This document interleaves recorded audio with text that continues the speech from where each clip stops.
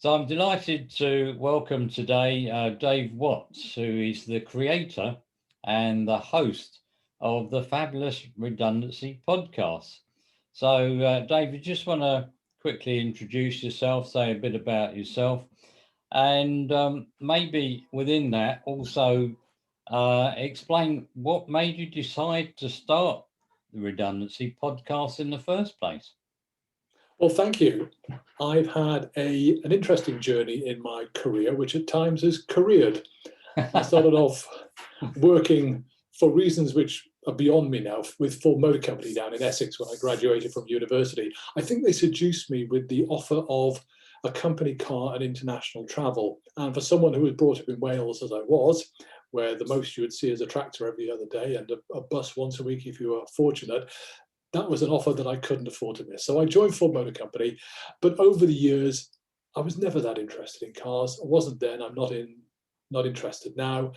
And I moved on and transitioned through various sectors of the industry, ending up ultimately working for a regional police force. Interesting. So from cars to a copper. Yeah. So what made you decide to set up the podcast, Dave? Well, the genesis goes back to my university days. At that time in Aberystwyth, where I went to university, the local hospital wanted somebody to play records on some of its evening shifts. And I did that for a while, and I decided I quite liked sitting in a darkened room all by myself, talking into a microphone without anybody listening to me, or that's how I fondly imagined. But it has been an itch all of my life to do something like that. But during my career, my role has been made redundant 6 times. Wow. And each time I fought my way back. It's been harder sometimes than other times, but nonetheless, I've always got another job in a reasonable period of time, and I've managed to fight my way back up the corporate ladder. And I realized that on the way, that journey, I'd made some fundamental errors, and I'd also made some right moves and right decisions. And given my age, because I'm clearly older rather than younger, I thought that's the sort of thing I could share with others who must be going through the same sort of element. You're getting older, it's finding harder and harder to get work. What is it you do when you come up against ageism? As I found I was doing, jobs that I was applying for where I reasonably would have expected to at least had an interview, I was getting nothing. And given that I'm reasonably well educated and given that I've got all this experience, I was either doing something wrong or they were doing something wrong. And that really was the genesis of it, sharing that experience and journey. Yeah, brilliant. But of course, this was pre-COVID, wasn't it? It was, but not pre-ageism. So when did you what year did you start this, Dave? It would be 2018. Right. As I said, I worked for a police force and I'd had both a staff role and a uniformed officer role. And my staff role came to an end and I'd retired from being a uniformed officer. So at that point, it was that point I started looking for alternative jobs. And it was that point I realized it was going to be just that little bit more difficult.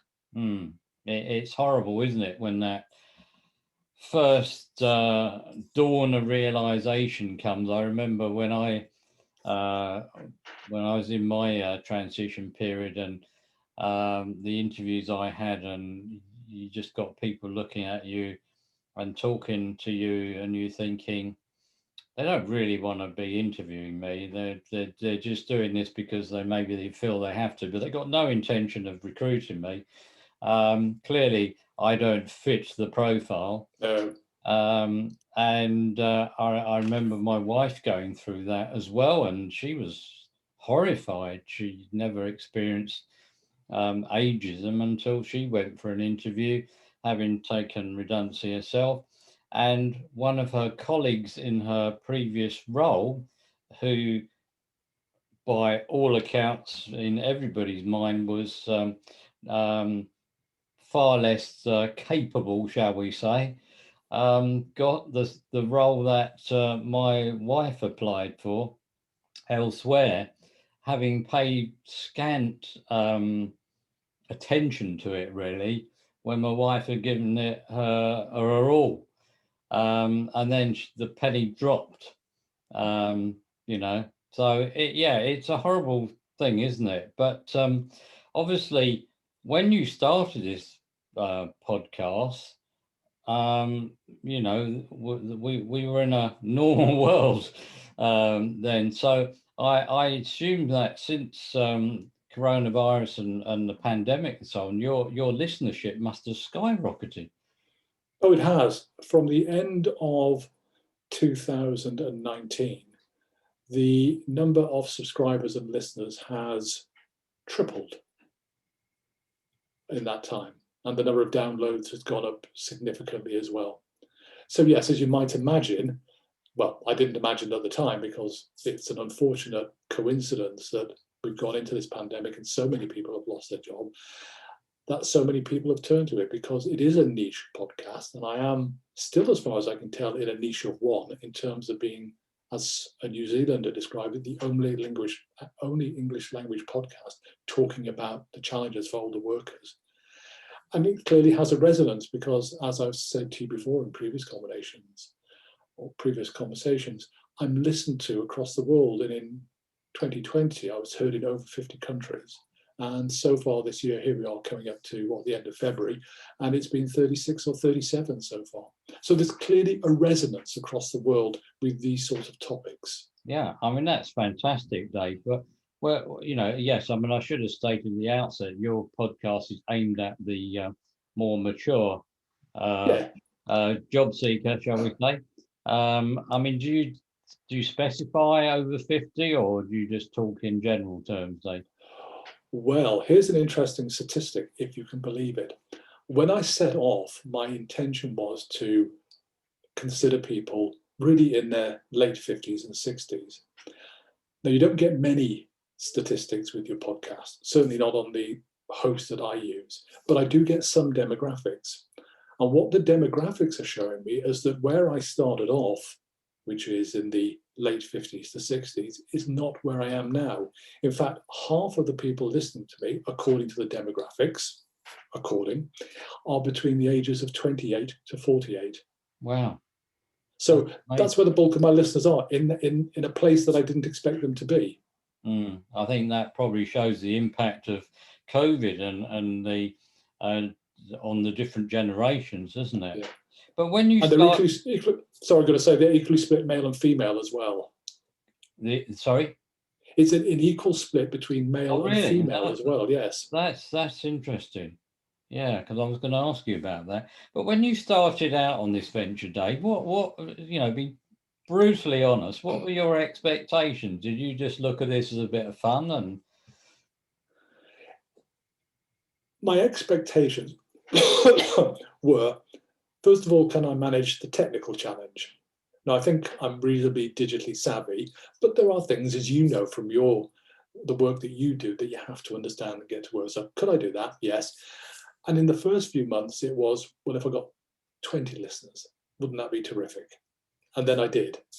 And then I got 500 subscribers. And I thought, well, could I get more than that? And by the end of 2019, I had 5,000 subscribers.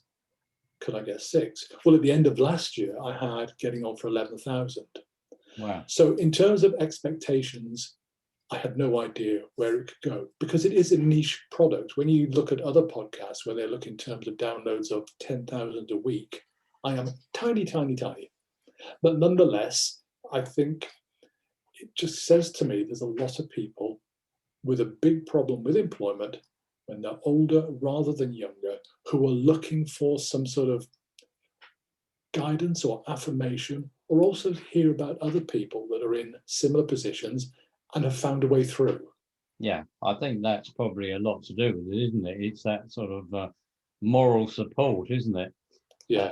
To hear stories from other people. I mean, I definitely can resonate with that. So, recently you put out the best of 2020, which I thought was fabulous, a really good innovation. So from your perspective, Dave, tell me about your highlights of some of those recordings, of course, apart from the one with me. Well, you and it's say wonderful that. to know I came in at number 6. You're now at number 5 in the Oh, really? top. Wow. Yeah, you're going up the charts. And again, for me, that reflects, I think, the interest, and I'll come back to it in a few minutes, because I think what you're doing and what you're saying is going to be one of the key themes for 2021. All right. And I'll emphasize that and come back to a minute. So you're Okay. going up there. You've got a way to go to get to hash number 1, but who knows? Who knows? I've never been number 1 in the charts before. So. What did I find? When I started off the year, I mean, clearly I invite guests that I think are going to be interesting and I think are going to offer some value. As you know, I do this entirely pro bono. Yeah. I've not got no business or anything behind it. I'm just trying to help people with their search for a new job. So the people I'm inviting weren't done in any particular sort of category. I wasn't going or aiming for any sort of thematic approach. But what came out clearly by the end of the year was 6 clear thematics from what they were saying. And they were the additional challenges faced by older workers. Well, yes, I mean, that's where I started off, but that came out quite clearly. But there are subsections within that make it even harder. This finding a new direction, and that's something that you touched on in the podcast we did, and several other people, and we'll come back to that. There's the recruitment process that older workers will probably not be familiar with. It's not a mom and pop recruitment process anymore. It's changed enormously. The topic of senior entrepreneurship was key during the year. It came up time and time again. This topic of personal challenges, what was the impact on me? How did I deal with it? How did I resolve it? Could I resolve it? And finally, and this is the key theme, and it's something that, as I say, you touched on in your podcast, and you've just mentioned again now, this discussion around transition. Right. And that's, in what way, Dave? We will all face the end of our careers at some stage, whether it's voluntary or involuntary. There's going to come a time as we get older when our career comes to an end, and we're going to have to make a decision on what it is we do at that stage. Do we continue working? But is it in a job that's not like the one we were in? Are we going to work part-time? And what does that look like? Is it going to be, shall we say, portfolio, sort of 0 hours, I'll dip in, I'll dip out? Am I going to start my own business? What sort of business might that be? Is it going to be, and this is not meant to be demeaning, is it going to be a hobby business, or is it going to be something more substantial? Or am I just going to retire? If I can, if I've got the cash, I've got the money, the income, shall I just say that's it? And we'll go off and do something else, but clearly not travel around the world at the moment. So in terms of transition, I think there are some key decisions which people will have to face. And now, because it's no longer a salary or a pension that's defined by your salary, now it's a lot more volatile. I think there are a lot more decisions to make and a lot more things that you can do because it's easier for you to do. No, that's really interesting, Dave. I mean, yeah, I mean, I've always viewed the process as transition, and having developed my 6-step career navigation cycle process, as you know, Dave, I mean, that is a transition process, regardless of whether it's redundancy or out of choice. But yes, all those different choices, maybe, I suppose, thinking about it, and not necessarily what people might have been thinking about,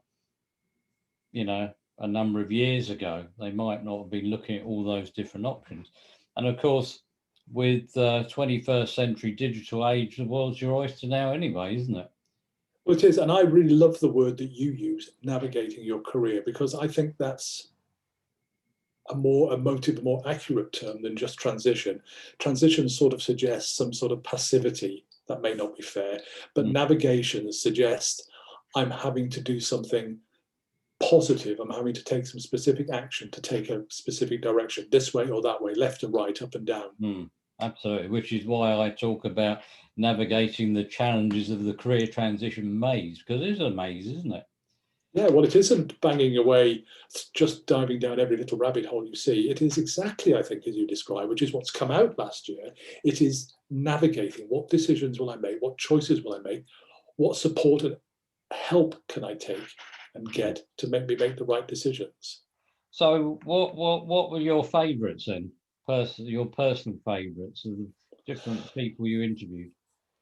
Well, I spoke to two eminent academics, and what they did was endorse the fact that there is ageism in the workplace. Whatever all these organizations are saying, not every Yeah. organization, but many, they might put up posters on the wall, they might have PR departments that are churning out we welcome everybody from every sector, but they don't. And they prefer to employ the ideal worker. And who is the ideal worker? They're a prime age, they're from 25 to 45, they're fit and available for work. That is your prime worker. And after that, you're going to be sifted out. If there's a way to sift you out, you will be sifted out. Overtly or covertly, generally covertly, because it's against the law, of course, but there's many, many ways, as you and I know, to sift people out. Yeah.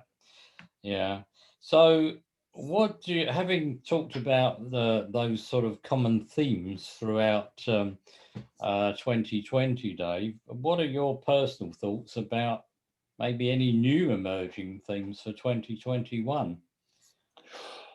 For me, it's going back to the navigation of your career.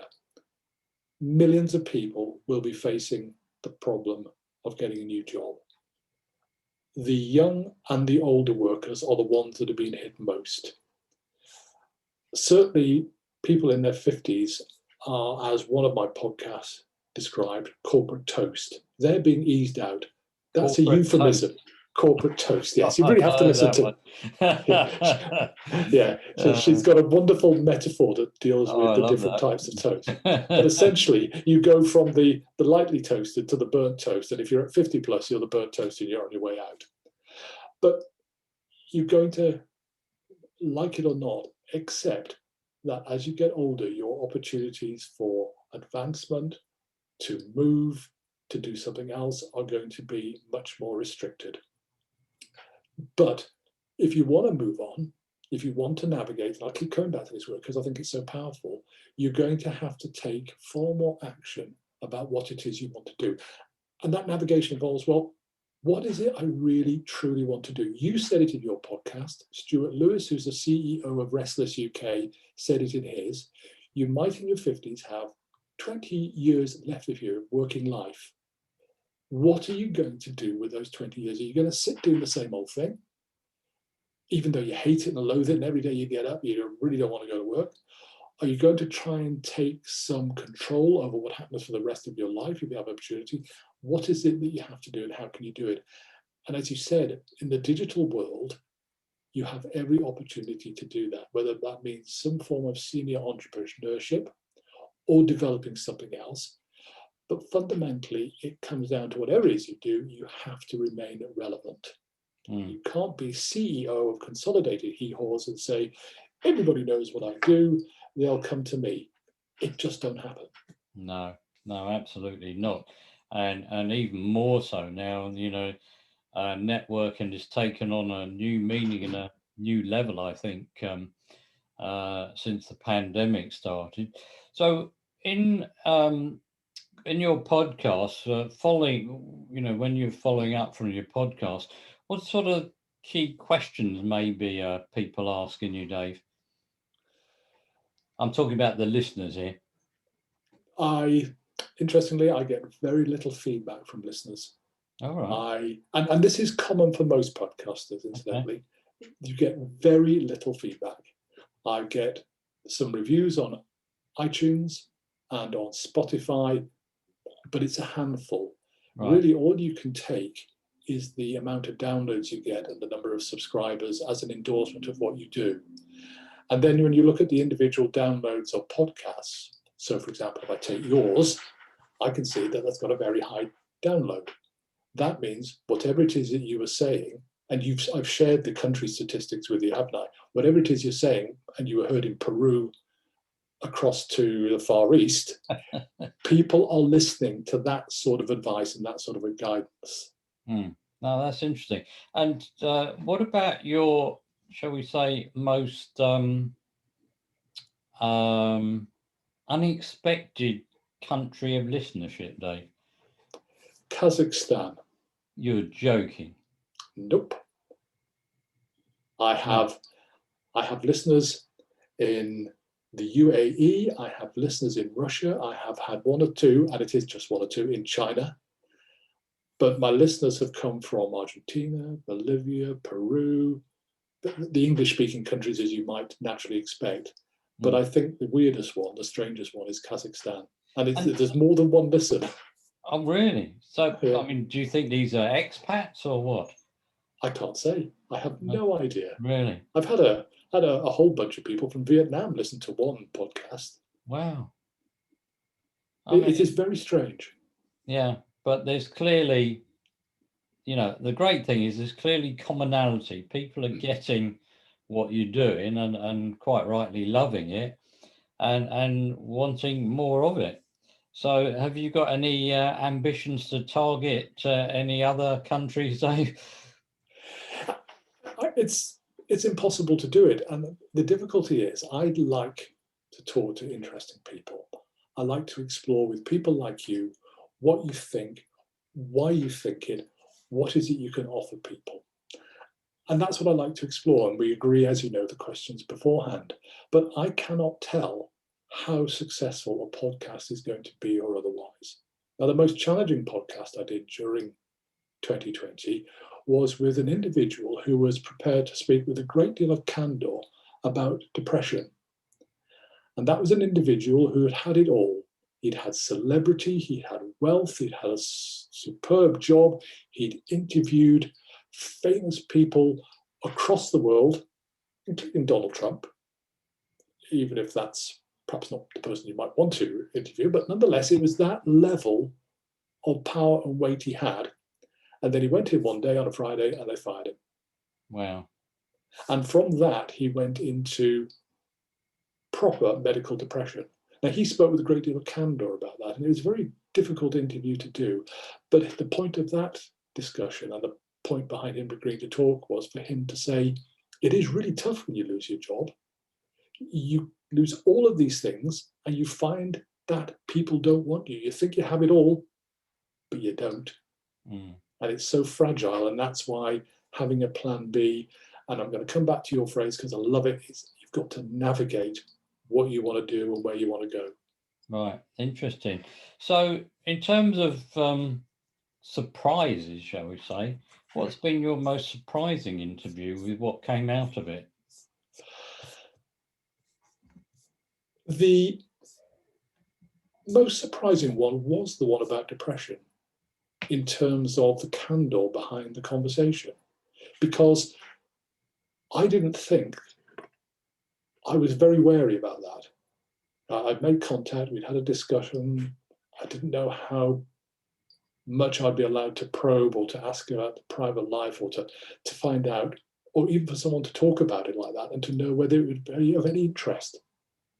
But it was, and it went really well, and the subject spoke very deeply and very movingly about it. And I was surprised at how, perhaps successful is the wrong word, but it has had a substantial number of downloads. And we do know that in most countries, something like 1 in 6 people do have mental issues of some degree, of some level. So I suspect, again, much like unemployment or redundancy or wanting to know what you want to do with your career, there's a great deal of resonance in there, and people could recognize, yeah, I feel like that, or I understand those emotions. Yeah, or that could be me. Or exactly, it could be me if I don't grasp it and do something about it. Yeah, because, number of years ago, we were, as a company, we were involved with a big project supporting people back into the workplace. I think it was the back end of the last recession. And we were running these half-day career transition workshops. And it was interesting. We ran them in different locations, but the one that the first one I set up was in a hotel near to me. And the manager of the hotel was actually a protege of mine from a previous life. And it was fascinating what she said.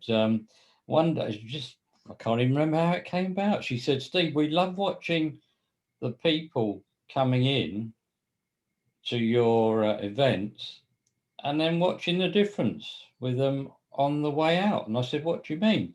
And she said, well, the difference in their demeanor, their body language, and everything is quite remarkable. So whatever you're doing clearly is working, because some of them come in like they're looking like they got the weight of the Mm, world on their mm. shoulders, and they might come out smiling.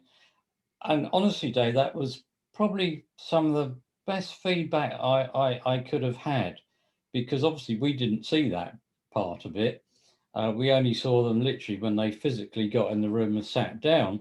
But I do remember one guy, I remember this vividly, and he sat down, didn't give anybody any eye contact at all. And he sat down, there's probably groups of about 20 people around a table, and he was just doing this. And one of the questions that we used to ask people when they were doing their introduction, a very quick introduction about themselves and what they did and so on, and say, just tell us what's holding you back. And this guy, he didn't know what to say, but you could tell he was on the slippery road. He was on the way down. He'd been out of work, I think, about 9 months, and he was clearly struggling. But just the nature of that event and the camaraderie within the room and the encouragement and support of everyone there, aside of the training and coaching I was doing, it really boosted him up. But I remember thinking, this guy's in a bad way. So for people to be able to hear somebody like the guy you interviewed with that level of candor, I can see that. I get that. They're thinking, unless I really get my act together, that could be me. I Um, agree. And one of the words he said, I wouldn't wish this on my worst enemy. yeah, there That you was the go. point of the podcast. So there's obviously, some real subliminal benefits to what you're doing as well, which is fabulous. So where's the Redundancy Podcast going now, Dave? I mean, do you have plans to carry it on for a number of years, or change how the format? What's your thinking? I think that's an excellent question. And the honest answer is I'll continue to do it whilst I think I can find people who can add value to the journey. But if I can't, I'll stop, because there's no point. I've done 56 now. I've got 4 more guests lined up. All I think are going to talk about interesting subjects, I hope, but there's no way I can ever forecast how successful they'll be. But really, it depends on the caliber and the quality of the guests and the topics. And there's no point repeating topics. And I find a lot of career-based podcasts do that time and time again. It's the same stuff they're churning out. Nobody will want to listen to a sort of a long-form podcast if it doesn't add value. And there will come a time when it'll be time to say, no, that's it. We've had a good run. Well, I feel exactly the same way about that in terms of my career coaching. People keep saying to me, surely you're going to think about retiring, Steve. And I said, no, all the while I'm adding value and making a difference to people's lives. I love what I do. Why would I stop it? But the time that may change, then yeah, that's the time to hang up my metaphorical boots. Same there. So the answer is, I don't know. Right. Okay. So anything you'd like to add, Dave, that we haven't covered? I know we covered quite a bit. I really think one of the key things that stood out for me is I spoke to another individual who came on my podcast for the second time. When I spoke to him the first time around, he'd just been made redundant at that point, managed to get another job within 3 months, and had been extremely successful in both his strategy and his tactics.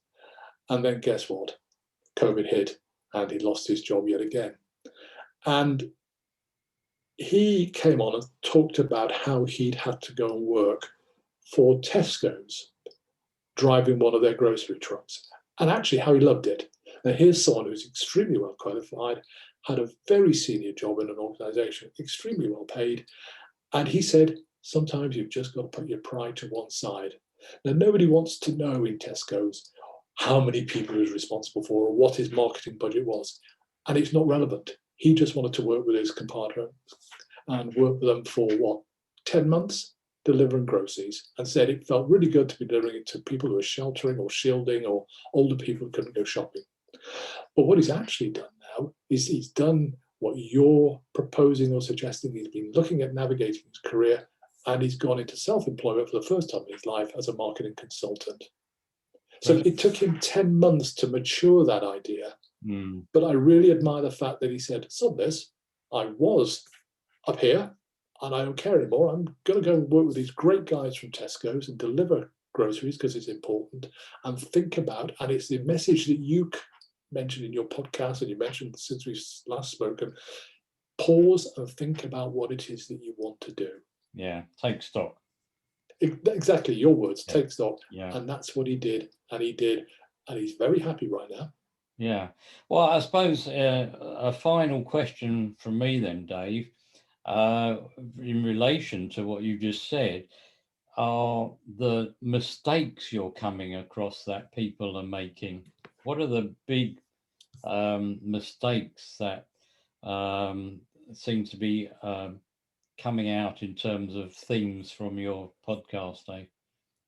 One, I think, exemplified by what you were saying, you just launch into shooting out resumes or CVs into cyberspace almost without any thought about what it is you're going to do. You just apply through Indeed or the aggregator sites, and then guess what? You get silence, you get rejection.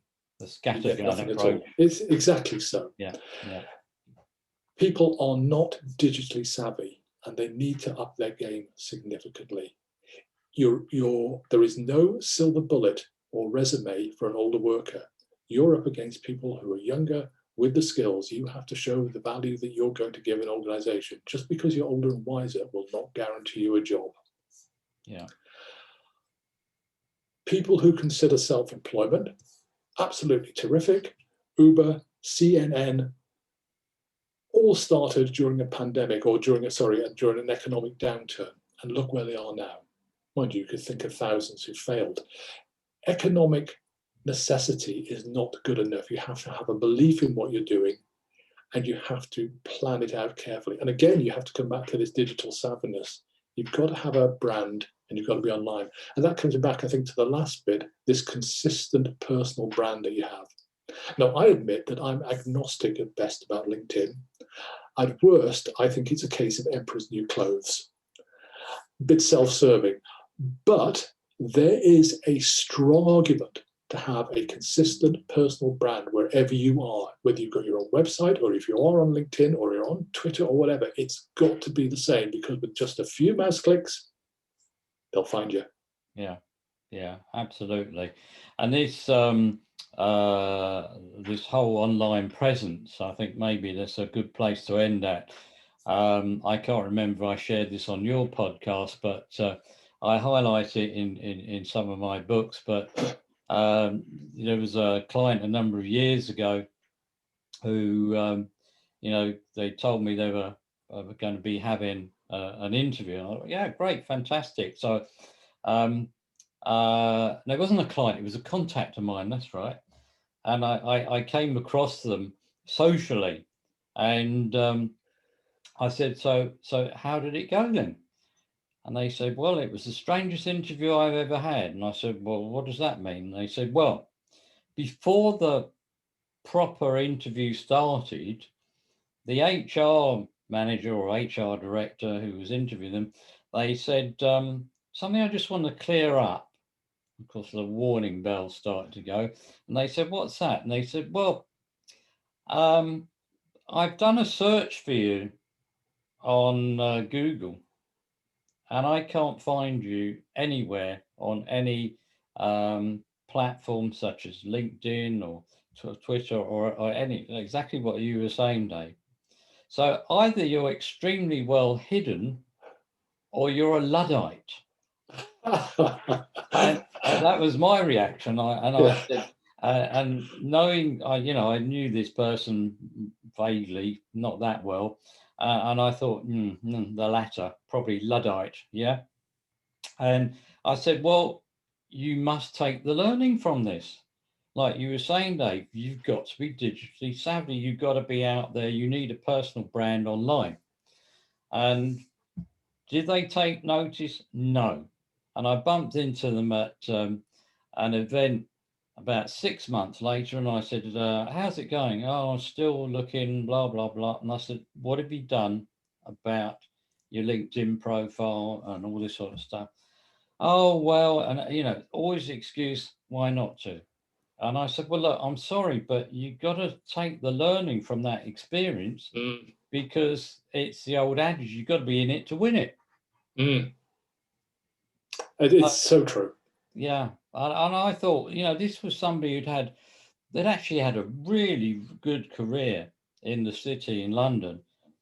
And they just, they didn't want that same level of career in the future, but they still wanted a reasonable job. But they weren't taking heed of the changes. And like you say, in this past year in particular, LinkedIn has been the big vehicle for most people to not necessarily just source jobs, but to use as a vehicle to engage with others and harness support. That's probably the best way of putting it. Some people doing some fantastically creative stuff on LinkedIn to get noticed, and like you were saying, Dave, people can recognize their brand and what they stand for. So I just find it remarkable that people are not taking heed. But to their loss is somebody else's gain. That's the only way you can look at it. Exactly so. Somebody else will get the job. Yeah. But anyway, it's been an absolute pleasure interviewing you, Dave, and keep up the fabulous work. And so maybe I'll make number one in the charts yet. Well, you had a whole series of downloads last night because I checked before I came on to talk to you. So maybe you'll get to number 3 in a couple of weeks' time. Oh, well, there you go. Anyway, regardless, it's brilliant. Thanks ever so much. It's been my pleasure, Steve. Thank you again. Yeah, take care.